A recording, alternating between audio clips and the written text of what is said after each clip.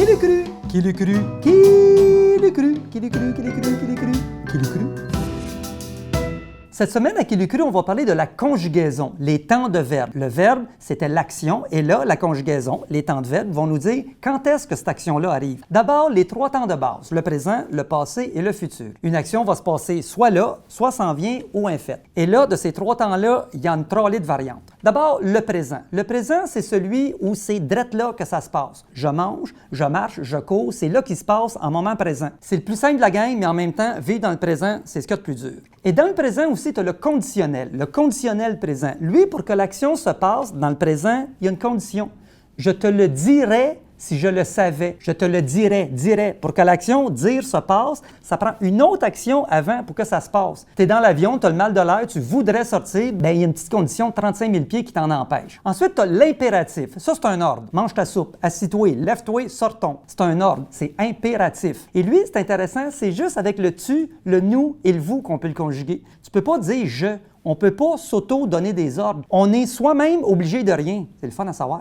Ensuite, le futur. Le futur, lui, c'est une action qui n'est pas encore arrivée. Et lui, il y en a deux. Le futur simple, je mangerai, et le futur proche, je vais manger. On voit que les deux sont dans le futur, mais il y en a un qui va arriver plus de bonheur que l'autre. Tu sais, je ne sais pas, tu as de la visite à la maison, puis ils disent, bon, ben nous autres, on va y aller, ou je vais y aller. Tu sens que ça s'en vient. Ils ne sont pas loin de commencer à mettre leurs bottes.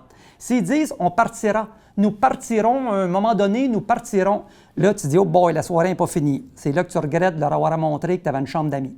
Puis, tu as le futur antérieur. Futur, tu pointes quelque chose dans le futur, mais une fois qu'elle va être faite, là ça commence à chirer. L'exemple classique, quand on était petit, on se faisait dire, tu vas avoir ton dessert quand tu auras fini ton assiette. Quand tu aura futur, aura fini, participe passé. Le futur, c'est l'action dans le futur, c'est quand elle va être devenue du passé. Mais là, elle n'est pas encore faite. Hey, le petit qui se faisait ça, il peut bien pas comprendre. C'est le fameux cheval qui s'appelait Hercule, puis qui disait « Hercule, avance ». Il est venu fou.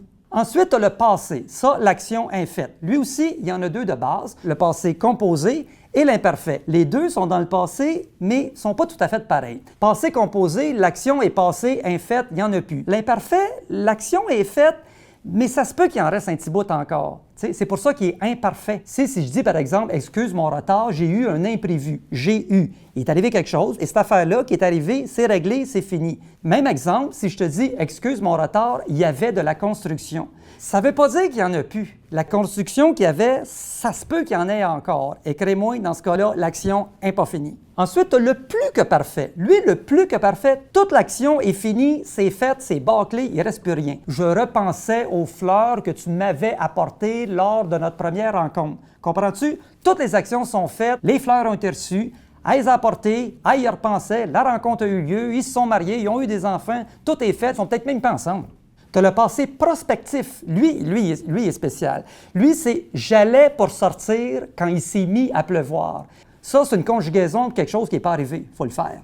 Tu as le plus que parfait du subjonctif. Là, on est dans le creux. Ça, c'est une action dans le passé, incertaine, qui aurait pu ou dû arriver. Il aurait fallu que tu me parlasses afin que tu eusses pu me connaître davantage. Comprends-tu? Il n'est pas allé parler, mais s'il y avait été, c'est pas arrivé, ça aurait pu.